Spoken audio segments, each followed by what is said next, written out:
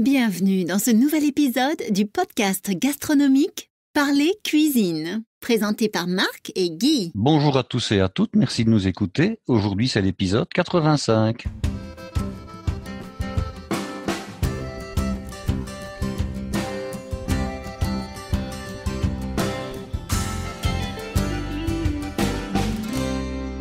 Bonjour chères auditrices et auditeurs, bienvenue dans cet épisode de Parler Cuisine, le podcast gastronomique et culinaire présenté par Marc, votre hôte, et Guy. Bonjour Guy. Bonjour Marc. Alors pourquoi tu as insisté pour présenter ? Eh bien, j'ai insisté pour présenter aujourd'hui l'épisode parce que j'avais envie de faire une petite mise au point. Mise au point à quel niveau ? Eh bien, nous recevons pas mal de courriers ou d'interpellations de la part de nos auditeurs et nous les en remercions. Il faut dire que nous avons demandé à de nombreuses reprises qu'ils interagissent et nous sommes d'ailleurs très contents. Et puis, il y a une interpellation qui m'a un petit peu surprise et que je respecte tout à fait parce que nous donnons évidemment à nos auditeurs tout le droit de nous interpeller, de nous répondre. Et cet auditeur nous a interpellés en disant tout d'abord qu'il ne voyait pas quelle était la plus-value de l'intervention de Marc. La valeur ajoutée. Donc, La valeur ajoutée, en fait, voilà. tu parles d'un commentaire qui a été mis sur iTunes Belgique. Tout à fait. Alors, je dirais que la plus-value, la valeur ajoutée de Marc, elle est prépondérante tout simplement parce que si Marc n'avait pas été là, il n'y aurait pas de podcast. En fait, pour vous raconter un petit peu la genèse de notre histoire, nous nous connaissons depuis une quinzaine d'années. Nous avons évidemment discuté pas mal de cuisine et gastronomie, entre autres sujets. Et puis, Marc me demandait depuis au moins 5 ans de faire avec lui. Au départ, c'était un blog. Et puis, on a vu que c'était assez difficile parce qu'il fallait une infrastructure pour filmer et pour essayer de le faire en version, je dirais, recette avec photos, étapes, etc.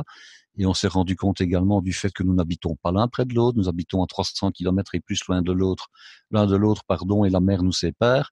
Donc c'était assez difficile à faire, ça prenait énormément de temps et beaucoup de logistique. Alors j'ai dit non, c'est pas possible. Et puis il m'a reconvaincu il y a à peu près 3 ans maintenant de faire un podcast et j'ai dit ça d'accord, le podcast, je veux bien le faire. Néanmoins, si Marc n'avait pas été là, il n'y aurait rien du tout. Donc vous n'auriez pas le plaisir, je pense, de nous écouter. Voilà. Et alors, ça c'est dit. Donc, Marc est incontournable et je dirais même que c'est la pierre d'angle du podcast parce que tout ce qui est l'aspect technique, commercial, création du site, c'est lui. Alors, la deuxième remarque de cet intervenant, c'est de dire que les recettes que je présente sont poussiéreuses. Oui, alors je cite. Oui. Non, mais il dit quand même, l'érudition de Guy est incontestable, mais souvent les recettes proposées rappellent l'époque de Gaston Clément, voilà. poussiéreuse. Mais en fait, Gaston Clément est un monsieur, je dirais, qui a eu son temps, qui a eu ses émissions, qui a eu sa gloire et qui intervenait sur la télévision française à l'époque où il était encore en noir et blanc et il était relayé dans les années 60 sur les chaînes de la télévision belge, sur la chaîne de la télévision belge francophone. Il a écrit plusieurs livres qui étaient en fait des livres de vulgarisation. Et je dirais que ce n'est pas une idole, ce n'est pas ce que je veux dire, mais c'est quelqu'un qui a eu le mérite, je dirais, de donner à la ménagère de l'époque des années 60 les outils, les atouts pour lui permettre de cuisiner des choses autres que la cuisine familiale, je dirais tout à fait basique. Et quand nous avons conçu notre site, nous avons pris, et ça je l'assume entièrement, nous avons pris délibérément le parti d'une ligne de cuisine que Marc m'a bien entendu laissé libre choix de faire, et qui est de dire les recettes que nous proposons, ce ne sont pas des recettes de cuisine 1, 2 ou 3 étoiles, parce que c'est impossible en podcast de faire ce genre de cuisine. Pourquoi ? Parce que d'une part, il y a des choses que l'on ne peut pas montrer, puisque c'est de l'audio. Donc la gestuelle, on ne peut pas la montrer. Les produits, on ne peut pas les montrer. On ne peut faire qu'une chose, c'est décrire, je dirais, un processus. Or, les recettes de cuisine actuelles que l'on sert dans les restaurants étoilés, et je ne doute pas un seul instant, puisque nous connaissons la personne qui est intervenue, cette personne va certainement dans les meilleures tables de France et de Navarre et dans les restaurants étoilés des diverses capitales et villes gastronomiques, ça je n'en doute pas un seul instant. Mais la cuisine actuelle que l'on trouve dans ces établissements est devenue tellement complexe, tellement précise, fait appel à une telle technique que nos auditeurs qui se trouvent parfois en Afrique du Sud, en Californie, en Australie, en Nouvelle-Zélande ou au Japon, ne maîtrisent pas forcément, surtout s'ils ne sont pas au départ un petit peu rodés avec la cuisine française. Ça, c'est une première chose. Deuxièmement, la nouvelle cuisine de ces restaurants emploie des produits dont certains ne sont pas, je dirais, accessibles au grand public. Il y a des produits qui sont très confidentiels. comme les vinaigres, comme les jus de certains agrumes actuels, comme certaines épices. Or, nous sommes écoutés, donc, comme je le disais, dans le monde entier, et j'essaie que nos recettes soient des recettes qui aient des produits qui soient accessibles à la majorité.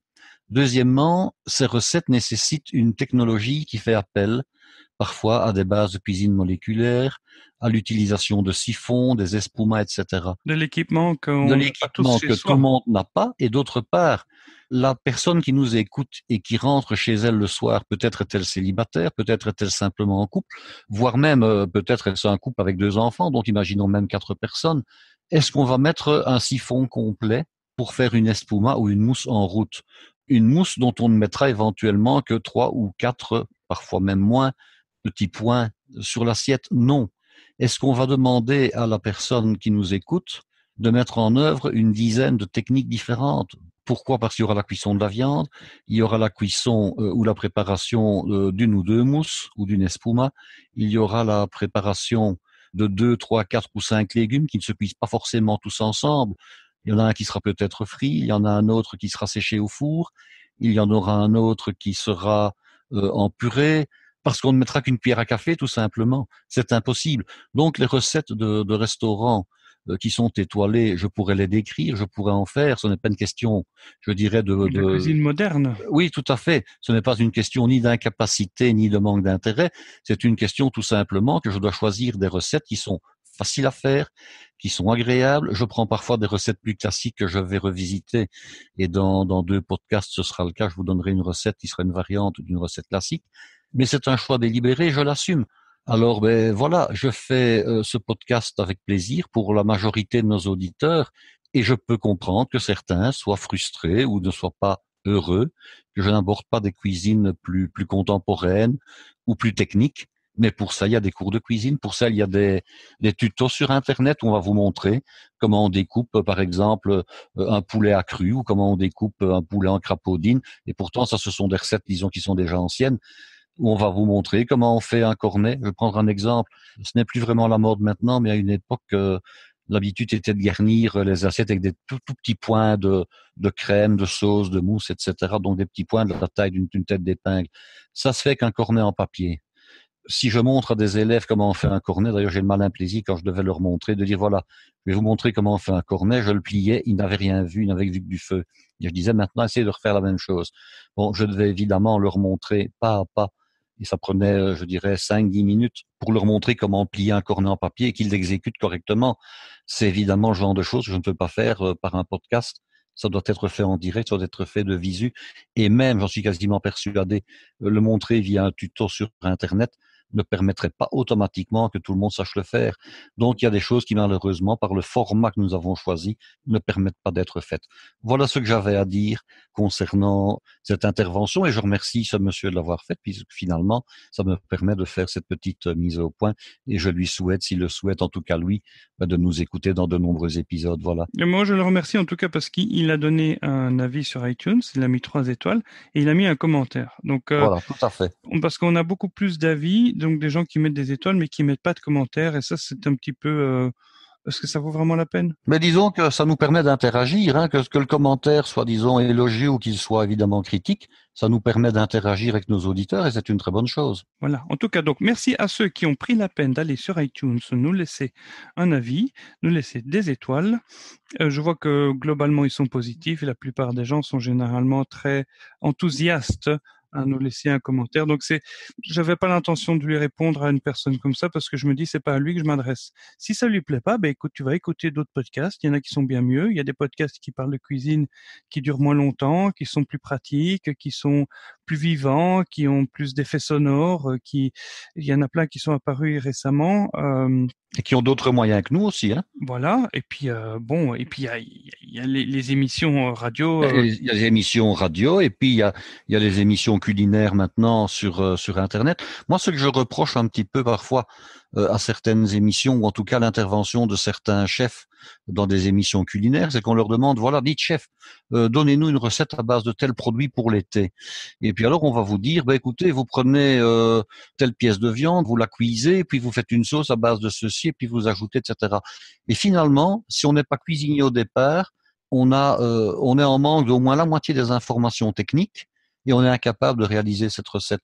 Or, je pense que nos auditeurs le savent, quand je donne une recette, même dans la version strictement, je dirais, orale, sans même qu'il y ait l'écrit, j'essaie de la décrire par le menu de manière à ce que toutes les étapes soient bien expliquées et surtout que notre auditeur ou notre auditrice ait compris la philosophie de la recette et ce qu'il faut faire, ce qu'il faut éviter de faire, quelles sont les variantes, et surtout qu'ils comprennent pourquoi on fait les choses d'une manière plutôt que d'une autre, où je donne un conseil en disant, voilà, vous pouvez le faire de telle manière, mais si vous le faites de telle autre manière, vous avez un meilleur résultat, ou il y a telle plus-value.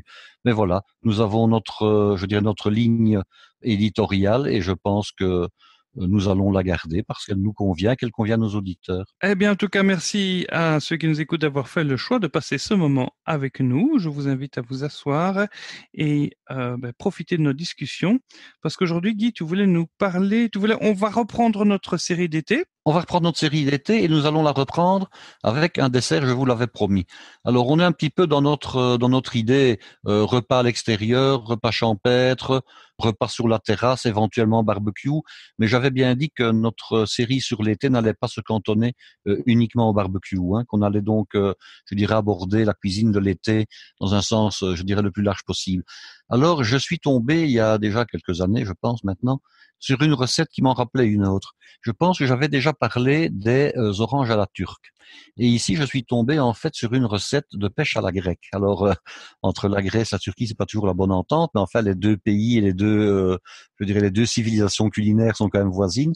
Il y a quand même eu pas mal de percolations entre l'une et l'autre, d'autant plus que les Turcs ont occupé la Grèce à l'époque de l'Empire ottoman, donc toute une série de choses. Et les Grecs ont occupé les Turcs pendant l'Antiquité. Et les Grecs ont occupé la Turquie pendant l'Antiquité. Et puis, jusqu'au début du XXe siècle, il y avait quand même une très importante colonie grecque qui était sur la côte, je dirais, occidentale de l'Anatolie. Donc, les Grecs et les Turcs, à un moment donné, se sont quand même très fortement côtoyés. Alors, cette recette, elle est à base de pêche. Et je disais que lors des barbecues, bien souvent, le dessert, c'était très souvent une grosse salade de fruits. On achetait une boîte de salade de fruits en conserve et puis on rajoutait un peu de pommes, un peu de poire, un peu de banane, parfois même des pêches, de l'ananas. Et puis on mélangeait tout ça, je dirais, dans tous les sens. On faisait la bêtise parfois d'ajouter directement des fraises, des framboises ou les bananes déjà dès le matin. Donc tout ça était en compote et ce n'est pas très agréable. Alors ici, je vous ai préparé en fait une recette de pêche qui sont des pêches infusées. Mais avant de vous parler de la recette proprement dite, je pense qu'on peut discuter un tout petit peu des pêches quand même. On pourrait se poser la question de savoir, mais tiens, les pêches finalement, elles sont connues et domestiquées. Le pêcher est domestiqué depuis quand? En fait, le pêcher est un arbre qui est originaire de Chine, comme d'autres fruitiers. Ah bon? Oui.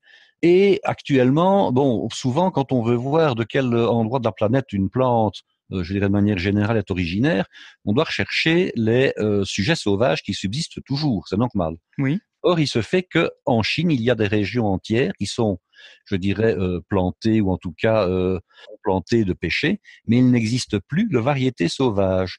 Et c'est le même pour une autre espèce qui est le maïs. D'après ce que je sais, si vous allez en Amérique mésocentrale, le maïs est bien sûr une plante qui a été domestiquée et on ne retrouve pas apparemment de maïs sauvage. À savoir que toutes les espèces de maïs que l'on peut trouver à l'état naturel sont des espèces qui ont un jour été domestiquées puis qui sont redevenues sauvages. Et apparemment, pour le pêcher, c'est la même chose. On ne trouve plus le pêcher à l'état sauvage, tandis que chez nous, par exemple, le pommier, on le retrouve encore à l'état sauvage dans certaines forêts. Et c'est le même pour la vigne. Donc la pêche est originaire de Chine et on la cultivait déjà, donc on l'avait domestiquée déjà avant l'ère chrétienne, donc sous les empereurs des dynasties, je dirais, d'avant l'an 0. Et alors, qui est-ce qui a introduit évidemment le pêcher chez nous? Eh bien, il s'est d'abord répandu, je dirais, par la route de la soie vers l'Inde, vers le Pakistan, etc. Et c'est finalement Alexandre le Grand qui apparemment, lors de ses conquêtes, quand on dit Alexandre le Grand, ce n'est pas lui en tant que tel, je dirais que ce sont ses soldats qui, lorsqu'ils sont revenus des campagnes, je dirais, en Babylonie et jusqu'à l'Indus, ont ramené le pêcher en Europe. Donc le pêcher était connu, je dirais, depuis l'Antiquité. Il est passé bien sûr chez les Romains également. Et puis on le connaissait très très bien au Moyen-Âge chez nous. C'est vraiment un arbre qui avait été, je dirais, acclimaté à nos régions. Le pêcher est un arbre qui aime bien la chaleur. Alors, on le trouve bien entendu au nord de la Loire. On le trouvait évidemment à Versailles. Alors, le roi Louis XIV, comme vous le savez, avait un jardinier exceptionnel qui était la Quintinille, Et le fameux Lacquintini cultivait pour le roi Louis XIV dans des serres toute une série de fruits exotiques. Il cultivait des ananas, par exemple. Là, ça ne se dit pas, mais c'est connu. Il cultivait évidemment toute une série de pêchers, et je peux vous citer, parce que c'est un peu anecdotique, mais que parmi les variétés que Lacquintini cultivait à Versailles, il y en avait une variété qui s'appelait le téton de Vénus, qui était, donc, d'après ce qu'on en dit, particulièrement apprécié du roi Louis XVI, cette fois, non plus du roi Louis XIV. Donc, on cultivait le pêcher sous l'Ancien Régime, et comme vous vous en doutez, le temps n'était pas quand même toujours propice, parce qu'il fait un petit peu froid, je dirais, une fois qu'on est au nord de la Loire. Et alors, il y avait une localité de la banlieue française qui était spécialisée en culture du pêcher, c'était Montreuil. Alors, à Montreuil, on avait trouvé la parade. C'est qu'on cultivait le pêcher dans des enclos, qui étaient donc finalement des murs, et apparemment, on a l'air de dire qu'il y avait à l'époque l'équivalent de 300 kilomètres de murs. Donc, c'était des enclos carrés. On cultivait le pêcher à l'abri des murs, donc à l'abri des vents froids, des vents du nord ou des vents d'est. Et il était quand même ensoleillé. De plus, le soleil tapant sur les murs pendant la journée emmagasinait la chaleur et la restituait la nuit. Donc il n'y avait pas, au moment de la floraison des pêchers, je dirais, de risque, de gelée blanche ou de gelée grise ou de gelée noire. Et comme ça, le village de Montreuil, dont il n'existe plus que quelques spécimens de murs qu'on garde, je dirais, de manière, historique tout simplement, le village de Montreuil avait approvisionné les halles de Paris en pêche fraîche pendant des dizaines d'années. Donc ça, c'est pour la petite histoire du pêcher. Alors, quelles sont les grandes variétés de pêche maintenant qui existent? Parce que finalement, on dit la pêche, mais la pêche, ça recouvre quand même toute une série de Oui, choses. moi j'en connais 2 ou 3, celles qu'on trouve au supermarché. Qu'on trouve au supermarché. Alors, il y a la pêche proprement dite. Mais comment peut-on les classer? D'abord, il y a la couleur du fruit à l'intérieur. Il y a 3 couleurs possibles. Il y a la pêche blanche, qui a, comme son nom l'indique, une chair blanche, avec une partie de la chair qui est attenante au noyau, qui est un petit peu rouge ou rosé, parfois même un petit peu fuchsia, voire même violacé. Vous avez la pêche abricotée. Alors, la pêche abricotée, elle a un gros avantage, c'est que elle est plus agréable à manger selon mon point de vue. La pêche blanche est une pêche de gastronome. C'est la pêche de la pêche melba. C'est la pêche, disons, la plus pure d'un point de vue gustatif. Tandis que la pêche abricotée, elle est plus belle, elle est orangée, et elle est plus suave, elle est plus douce. Elle a un goût qui est légèrement différent. Certains diront, moi j'aime mieux la blanche, moi j'aime mieux la jaune, ça c'est un petit peu selon les goûts. Et puis vous avez une pêche qu'on appelle la pêche sanguine. Alors la pêche sanguine, en réalité, c'est ce qu'on vend généralement au nom de pêche des vignes ou pêche de vigne. Alors la pêche de vigne, pour en parler tout de suite, c'est une pêche dont la maturité est très tardive, et on la trouve sur les marchés au moment de la récolte des raisins, c'est-à-dire fin septembre, je dirais début octobre. Tandis que les pêches, je dirais entre guillemets standards, traditionnelles, on commence à les trouver, je dirais dès avril, mai, et la belle saison, c'est juin et juillet, bien entendu. Alors ça, c'était pour les couleurs. Maintenant, il y a l'aspect extérieur et il y a l'attenance, au noyau. Alors, au niveau, je dirais, de l'extérieur, vous avez des pêches qui sont dites dufteuses et des pêches qui sont à peau lisse. Oui. Et vous avez en même temps des pêches dont la chair est attenante au noyau et d'autres dont la chair n'est pas attenante au noyau. Alors, classons ça en quatre. J'ai trouvé aussi ici des pêches qui étaient aplaties comme ça. Ah, ça c'est encore une autre variété, j'en parle après. Okay. Donc, d'abord, si on fait un petit tableau comme ça avec 2 entrées en verticale et 2 entrées en horizontale, nous avons donc 4 cases. Dans la première case, on va mettre la pêche traditionnelle, qui a une peau dufteuse et dont la chair n'adhère pas au noyau. Donc, quand vous coupez la pêche en 2 en suivant la ligne de couture du fruit, vous désaxez avec les 2 mains les 2 oreillons de la pêche, et je veux dire qu'ils vont se détacher très facilement du noyau sans que vous n'ayez du jus plein les mains. Alors ça, c'est donc la pêche traditionnelle, la pêche, qu'elle soit jaune, qu'elle soit blanche d'ailleurs. Et puis vous avez une variété qui n'est pas très connue, qu'on appelle la pêche paville. Elle est toujours dufteuse au niveau de l'aspect extérieur, mais par contre, la chair est attenante au noyau.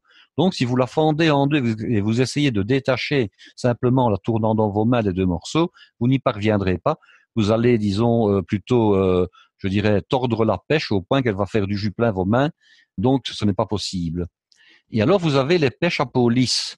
Alors là, vous avez la nectarine, que tout le monde connaît, je pense, et vous avez le brugnon.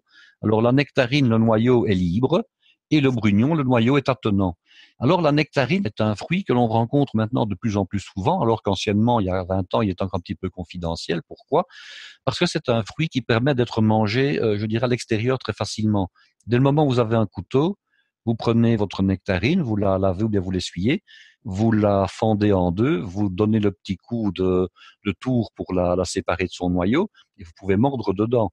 Il est très désagréable de mordre dans une pêche dont on garde la peau lorsqu'elle est douceuse, mais dans une nectarine, il n'y a aucun problème, c'est une peau lisse. C'est un peu comme quand on mange une pomme avec la peau, il n'y a aucun problème, ça se mange très facilement. Donc c'est la raison pour laquelle la nectarine, bien entendu, a de plus en plus de succès. Et puis, comme vous l'avez dit, des pêches plates. Hein, c'est aussi un petit peu la mode. C'est une pêche qui est sur le marché, je dirais en tout cas, hors des lieux de production depuis, je dirais, une bonne quinzaine d'années. Personnellement, je ne cours pas après pour une seule raison. Je dirais que c'est que, elle est un peu plus difficile à peler, elle a une forme qui me surprend un petit peu. Je suis habitué avec la pêche ronde. Voilà, c'est un choix, mais elle n'est pas mauvaise pour autant, bien entendu. Et donc là, tu veux nous proposer un dessert avec des pêches. Quel genre de pêche doit-on prendre? Alors, vous prenez des pêches rondes, bien entendu, et des pêches dont le noyau n'est pas attenant pour une question de facilité. Alors, si vous prenez une pêche avec une peau duveteuse, vous allez devoir la peler. Si vous prenez une pêche du type nectarine, vous n'êtes pas obligé de la peler. Ça, c'est une question, disons, de choix. C'est un dessert qui se réalise, si possible, au moins une douzaine d'heures à l'avance. La veille, c'est également possible. Vous devrez bien sûr prévoir l'espace pour ranger votre dessert, votre mise en place au réfrigérateur, donc dans un Tupperware ou en tout cas dans un récipient qui ferme de manière la plus hermétique possible. Alors l'idée est la suivante. On va d'abord prendre des pêches, on va éventuellement les peler. Comment fait-on pour peler une pêche? On peut pratiquer comme on pratique pour les tomates. Vous faites bouillir une petite casserole d'eau, vous plongez avec une écumoire ou une araignée vos pêches 10-15 secondes dans l'eau bouillante. Ensuite, vous les soulevez, vous les déposez dans un récipient garni d'eau froide. Il n'est pas nécessaire de mettre des glaçons, ce n'est pas important.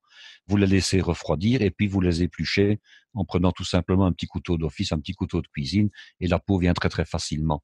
Une fois qu'elles sont épluchées, vous les coupez en morceaux. Alors on peut les couper en petits morceaux ou en morceaux un peu plus gros. Ça, c'est une question de goût. Il faut en tout cas au moins couper, je dirais, chaque demi-pêche en l'équivalent de, moi je dirais, 9 morceaux. Bon, vous réunissez les morceaux de pêche donc dans le récipient dans lequel vous allez conserver pendant au moins 12 heures et vous faites d'autre part bouillir du vin. Alors on prend du vin rouge. Si vous trouvez chez votre caviste un vin grec, c'est encore mieux. Si vous n'en trouvez pas, un vin comme un Beaujolais va faire parfaitement l'affaire. Donc ça, c'est du gamay au niveau du cépage. Éventuellement un vin à base de pinot noir, ça marche aussi très bien. Donc vous prenez un vin rouge et vous allez devoir le sucrer. Alors, quelle quantité de sucre peut-on mettre? On pourrait dire, on peut faire l'équivalent d'un sirop de sucre simple en mettant autant de quantité de vin que de sucre. Je ne vous le conseille pas, ça va être trop sucré. Donc, pour moi, une quantité raisonnable de sucre, ce serait l'équivalent de 250 grammes de sucre par litre de vin. Et quelle quantité de vin allez-vous donc devoir prévoir? Moi, je vous dirais qu'en prenant pour 1 kilo de pêche nette nettoyée, l'équivalent d'un demi-litre de vin, ça me paraît être une bonne quantité. Donc, je résume. Pour 1 kilo de pêche nettoyée, un demi-litre de vin et 125 grammes de sucre, puisque c'était de 150 grammes au litre. On va épicer ce vin. Alors, qu'allons-nous mettre dans ce vin? Toute une série d'épices qui sont les mêmes épices que l'on aurait mis pour faire des oranges à la turque. Alors, on fait un petit nouet. Alors, un nouet, qu'est-ce que c'est? C'est un petit bout d'étamine que l'on a découpé en carrés. Et dans cette étamine, on va mettre un clou de girofle, on va mettre quelques grains de poivre, éventuellement du poivre du Szechuan, un petit morceau de cannelle, un petit morceau d'anis étoilé, 1 ou 2 graines de cardamome verte, pas la cardamome noire parce qu'elle a un goût fumé qui est très désagréable. On va mettre éventuellement un petit peu de noix de muscade ou éventuellement une aride massisse. On va mettre éventuellement un petit peu de gingembre. On peut mettre quasiment toutes les épices qu'on veut, y compris éventuellement un fragment de brindille de thym et éventuellement un tout petit morceau de feuille de laurier. Pas plus, sinon ça va dominer. C'est presque de l'hypocrase que tu fais là. Oui, tout à fait. C'est presque de l'hypocrase en fait. Alors, quelles sont les épices? Je viens d'en citer toute une série. On n'a pas forcément toutes les épices sous la main. Si vous mettez par exemple de la cannelle, un peu d'anis, vous allez avoir un petit peu de muscade, vous allez avoir quelque chose qui va, disons, tendre un petit peu vers le goût spéculoos. Si maintenant vous mettez plutôt, je dirais, par exemple, des zestes d'orange ou de citron séché, si vous mettez de la cannelle, si vous mettez du gingembre, vous allez un petit peu aller vers le goût des épices, je dirais, indiennes de type chutney. Donc, c'est vraiment à voir. La seule chose, pour que ce soit une bonne recette, c'est que vous ne devez pas avoir une épice qui va dominer les autres. Sinon, vous allez avoir quelque chose qui est trop typé. Il faudrait quasiment qu'on se demande, mais tiens, qu'est-ce qu'on a donc mis là-dedans pour que ce soit aussi bon? Donc, vous mettez des épices, je viens de les citer. Si vous avez des épices qui sont en morceaux, comme par exemple les morceaux de bâton de cannelle ou bien l'anis étoilé, voire même éventuellement du poivre, vous mettez tout ça dans un petit sachet en plastique et avec un maillet ou un marteau, vous les écrasez au travers du sachet. Comme ça, vous ne les mettez pas par terre et plein votre planche et vous les récupérez facilement. Donc, vous les mettez dans le nouet et vous les mettez dès le départ à infuser dans le vin que vous allez faire chauffer. Alors, pour bien faire, il faudrait faire, je dirais, frémir le vin pendant à peu près une vingtaine de minutes. Alors, pour éviter que le vin ne s'évapore trop, bien entendu, vous couvrez, vous amenez à ébullition, et puis vous mettez un couvercle, et puis vous laissez simplement frémir. Du moment que l'infusion se fait, c'est le principal. Donc, le sucre, vous le mettez au départ, il n'y a pas de problème. Il ne va pas s'évaporer. Vous pouvez récupérer tout ça après. Autre avantage de cette recette, c'est que si vous avez des problèmes de diabète, par exemple, ou bien que vous souhaitez tout simplement surveiller votre apport en sucre, vous pouvez très bien mettre un édulcorant, que ce soit un édulcorant de type naturel comme le stevia, que ce soit du canderel, que ce soit un édulcorant liquide fait à base de saccharine et d'acésulfame K, il n'y a pas de problème. La seule chose que je vous inviterai à faire, c'est de ne pas faire cuire l'édulcorant, parce que certaines substances chimiques qui les composent peuvent très bien se trouver dégradées par la cuisson. Ça n'amènera absolument rien de faire cuire l'édulcorant. Faites simplement frémir votre vin et infuser les épices, et vous ajouterez à ce moment-là l'édulcorant à la fin. Alors, petite, je dirais, notion pour mettre une quantité précise d'édulcorant. Il y a souvent sur les paquets un équivalent sucre. Donc, vous savez que, par exemple, tel grammage correspond à 100 grammes de sucre. Vous faites votre petit calcul et vous mettez la quantité qui est souhaitée. Sur les édulcorants liquides de type, je dirais, Natrena, etc., vous avez un petit bouchon doseur où il y a des petites graduations et on vous dit, voilà, là, c'est 50 grammes de sucre, là, c'est 100 grammes de sucre.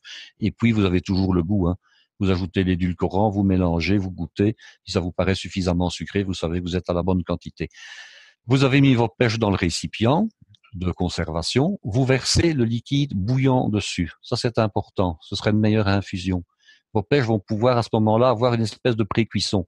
Elles ne vont pas réellement être cuites, elles vont être attendries. Et c'est intéressant dans le cas où les pêches seraient un petit peu en défaut de maturité. Si elles sont, parfois on achète des pêches dans le commerce qui ne sont pas toujours très mûres pour une raison de transport tout simplement, puisque la pêche est un fruit qui est extrêmement fragile. On est quasiment obligé, si on n'est pas dans la région de production, de les cueillir, je dirais, encore un peu durs. Et comme c'est un fruit climactérique, il va mûrir, je dirais, chez soi sans aucune difficulté. Donc, si vous avez pris des pêches qui ne sont pas suffisamment mûres, le fait d'ajouter le vin bouillant, le sirop bouillant à base de vin, va permettre de leur donner une petite cuisson. Vous pouvez laisser le nouet avec les épices, je dirais, dans le récipient. Vous mettez le couvercle. Et puis vous laissez refroidir. Alors laissez refroidir d'abord à température ambiante. Pourquoi? Ça va permettre au vin de mieux pénétrer dans le fruit. Et puis lorsque c'est tiède, vous les mettez dans un bac rempli d'eau pour les faire refroidir. Et puis vous les mettez au réfrigérateur. Alors au moins réalisez ça le matin pour le soir ou la veille pour le lendemain midi. Ça c'est l'idéal. Alors, maintenant, vos pêches ont été, disons, macérées pendant au moins 12 heures. Si c'est 24 heures, c'est pas plus mal. La seule différence, c'est que si elles macèrent pendant 12 heures, la macération n'aura pas forcément été à cœur si les morceaux sont un peu gros. Tandis que si vous laissez macérer pendant 24 heures, il n'y a pas de problème. Les pêches vont voir la couleur du vin. Donc, vous allez avoir votre salade de pêche au vin rouge épicé, je dirais à température de réfrigérateur. Vous devez maintenant les servir. Alors, comment sert-on ça? En principe, on peut servir ça dans des coupes individuelles en verre. Ça vous permettra d'avoir un bel aspect au niveau de la présentation. Vous remplissez votre coupe avec le sirop et avec les fruits jusqu'à peu près 3/4, 4/5 de la hauteur du verre. Donc, de là, l'intérêt de choisir un verre approprié. Et puis, vous achetez du yaourt grec. Alors, on y arrive. Le yaourt grec, je crois que chacun sait ce que c'est. C'est un yaourt qui est très doux, qui est très onctueux et qui est un petit peu liquide, comme ça. C'est un yaourt brassé. Mhm. Alors, vous allez compléter au-dessus de vos pêches avec du yaourt grec non sucré, je précise, puisque la base en dessous est sucrée, hein. Donc, vous mettez du yaourt non sucré et vous allez le sucrer au-dessus. Alors, comment allez-vous faire pour le sucrer? Ben, vous allez sucrer avec du miel liquide tout simplement. Vous allez donc prendre votre doseur de miel liquide ou bien éventuellement une cuillère si votre miel est dans un pot et vous ajoutez donc l'équivalent. Vous faites une espèce de petit dessin, de petits zigzags ou tout ce que vous voulez, hein, avec la cuillère de miel liquide. Ben, là, vous en mettez une cuillère à café par personne, une cuillère à entremets. Ça, c'est un petit peu selon votre goût de manière à sucrer. De nouveau, si vous avez affaire à une personne qui est diabétique et a un succès d'année, hein, il y a le fameux sirop d'agave dont on dit, parce qu'il faut quand même être un petit peu réaliste, qu'il est nettement moins hyperglycémiant que le sucre. Bon, certains le disent, d'autres ne le disent pas, mais enfin voilà, c'est une Tu possibilité. l'as déjà essayé? Oui, oui, je l'ai essayé, j'en ai chez moi, j'en ai acheté. Bon, je me suis renseigné, c'est dans un magasin diététique. On m'a dit non, non, non, non, il n'a un pouvoir glycémiant que de 30. Bon, ce qui me paraît quand même très bas pour un produit sucré, mais enfin voilà, il y a une alternative. Maintenant, il existe tout doucement aussi des sirops spéciaux pour diabétiques. Vous pourriez très bien mettre éventuellement un sirop de type sirop qu'on dilue dans de l'eau, hein, mais spécial, disons, zéro sucre. Pourquoi pas? Et alors, qu'est-ce qui va donner cette petite touche un petit peu grecque à la préparation, c'est que vous pouvez prendre par exemple des boutons de rose séchés qu'on trouve dans les bonnes épiceries fines, hein, qui servent à assaisonner des salades ou bien à assaisonner des desserts, et vous allez entre vos doigts broyer comme ça ces pétales ou ces bourgeons de rose. Ce sont souvent des roses qui viennent de Bulgarie et qui sont extrêmement parfumées, même lorsque le bourgeon est séché. Donc vous allez comme ça, je dirais, garnir avec ces brisures de boutons de rose. Et alors, si vous voulez vraiment mettre le nec plus ultra à votre préparation, vous ajoutez des pétales de rose cristallisés broyés, voire même un pétale de rose complet en garniture, et vous avez là un dessert qui a une très, très, très, très, très belle originalité. Donc, tu dresses ça dans des coupelles ou dans un saladier? L'idéal, non, c'est dans des verres, hein, des verres individuels, et si possible, des verres qui vont permettre de voir, je dirais, la composition depuis le bas jusqu'en haut, hein. Donc, pourquoi pas des verres sur pied de type verre à vin, par exemple. Mhm. Alors, je vais vous donner un petit truc maintenant pour faire des pétales de rose cristallisés maison. Oui. Alors, comment dirais-je, c'est une méthode de fait qui ne respecte pas la méthode traditionnelle de cristallisation faite par un confiseur, mais ça, vous ne pourriez pas le faire vous-même. Il y a deux possibilités. Soit on travaille avec de la gomme adragante, mais ça, c'est déjà un petit peu compliqué à trouver.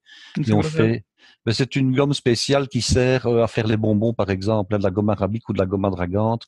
C'est une gomme qui se présente sous forme d'une poudre que l'on fait bouillir avec un petit peu d'eau. Et alors, on a une espèce de vernis, on a une espèce de sirop quand c'est chaud, et c'est une espèce de vernis qui devient très dur lorsqu'il est refroidi. Alors bon, la gomme adragante, c'est une solution. Maintenant, bon, vous devez à ce moment-là aller voir sur Internet, je dirais, les proportions précises. Alors ça se travaille, je dirais, en toute petite quantité, hein. On pèse quelques grammes d'eau, on dilue, on fait bouillir, et alors on l'utilise directement avec un pinceau. L'autre possibilité, c'est le blanc d'œuf. Alors vous prenez des roses fraîches, bien entendu, des roses roses, en tout cas des roses si c'est possible qui ont un parfum. Vous les détachez donc les uns, vous détachez les pétales les uns des autres avec un pinceau très fin, très souple de style pinceau éventail. Vous badigeonnez d'un côté et de l'autre vos pétales de rose et puis vous saupoudrez les pétales des deux côtés avec du sucre S2 ou du sucre S1, c'est encore mieux. Donc c'est du sucre cristallisé très fin. Vous les secouez pour enlever l'excédent et puis vous les laissez sécher sur une grille dans un endroit où il fait à la fois, je dirais, tiède et sec. Et là, vous avez vos pétales de rose cristallisés que vous pouvez utiliser pour garnir vos desserts. Et si vous voulez renforcer un petit peu le goût de vos pétales de rose, parce qu'il faut quand même bien reconnaître que ça n'en a pas toujours, vous mettez dans votre blanc d'œuf ou dans votre, je dirais, sirop à la gomme adragante, vous mettez une ou deux gouttes d'essence de rose et voire même une ou deux gouttes de colorant rose, et vous avez à ce moment-là, je dirais quasiment l'équivalent du professionnel. Tout simplement. Tout simplement, mais enfin bon voilà, on peut aussi les acheter dans le commerce, hein, ce n'est pas un problème. Oui, mais il y a toujours ce plaisir du fait maison. Ah oui. C'est gratifiant de faire ça soi-même. Et surtout qu'on peut faire par exemple ce genre de choses avec ses enfants, hein. On peut dire tiens, hein, évidemment faut pas le faire ce jour-là, il faut le faire la veille, hein, au minimum. Oui, donc vaut mieux apprendre des roses qu'on cultive soi-même plutôt Qu'on que cultive des roses soi-même, du évidemment. commerce qui sont pleines de pesticides. Alors ne prenez jamais des roses du commerce parce qu'elles viennent du Kenya, elles viennent de Colombie, elles viennent d'un peu partout, mais elles ont été traitées avec des insecticides, des fongicides, des pesticides. Et là, bon, je ne vous recommanderais jamais de faire ça avec des roses que vous trouverez dans le commerce, sauf si elles sont spécifiées bio, etc., hein. On vend des roses, disons, en vocation alimentaire dans le commerce.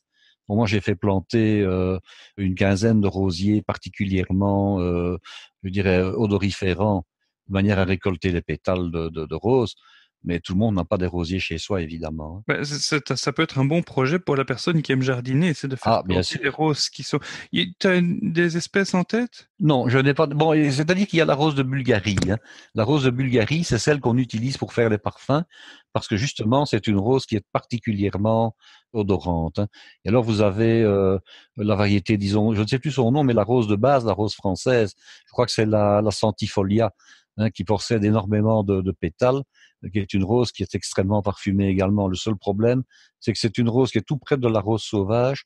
Elle est très touffue, très dure en pétales, mais les pétales sont petits. La rose sauvage, c'est l'églantier ou l'églantine? C'est l'églantier ou l'églantine, voilà, qui donne des fleurs roses. Et alors la rose de Provins, parce que c'est son nom, la rose de Provins qui est très connue, on fait des confitures de roses d'ailleurs dans le coin. C'est une rose qui est très très proche de l'églantier. C'est une rose, je dirais, assez ancienne, faite de plein de pétales comme ça de la même couleur.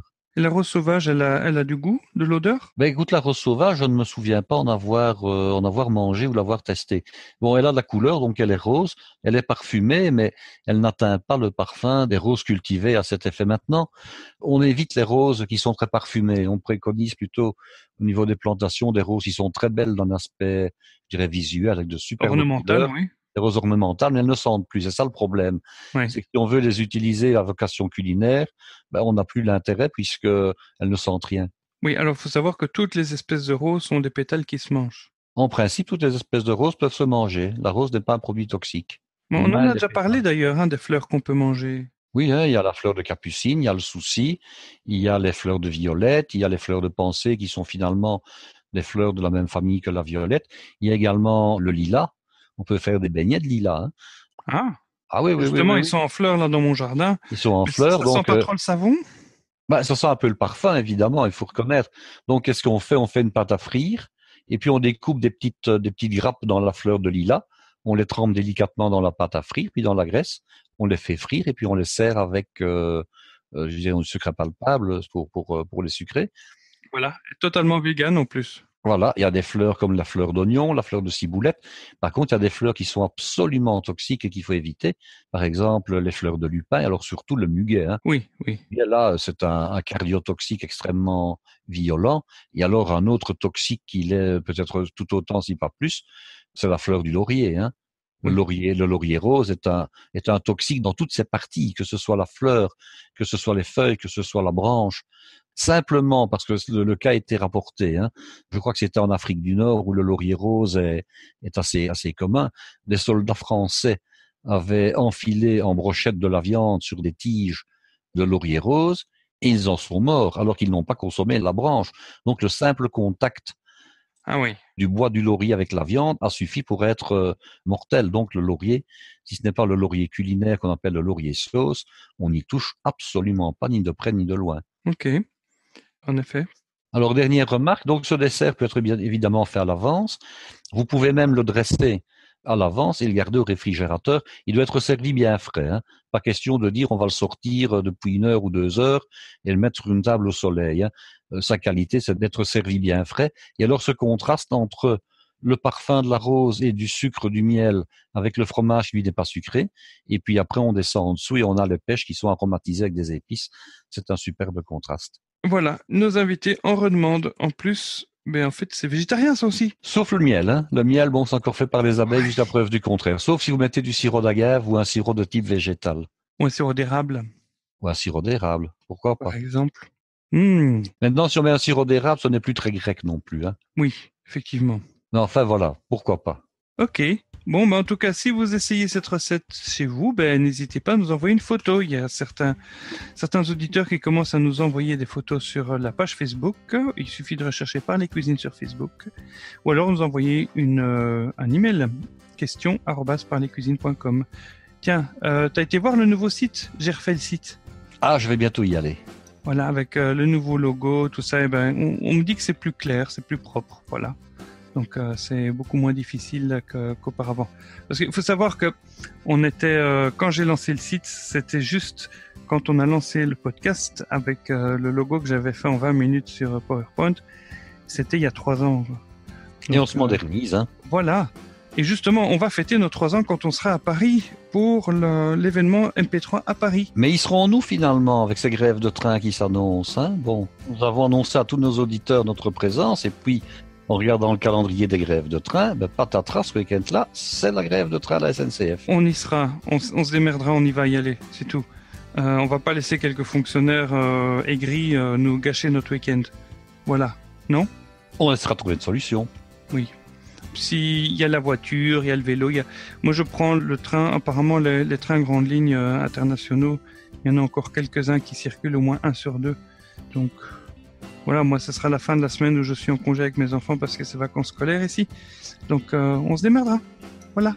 Eh bien, nous allons prendre congé de nos auditeurs et leur dire à bientôt. Voilà, merci d'avoir passé cet instant avec nous et je vous souhaite une agréable semaine. Au plaisir.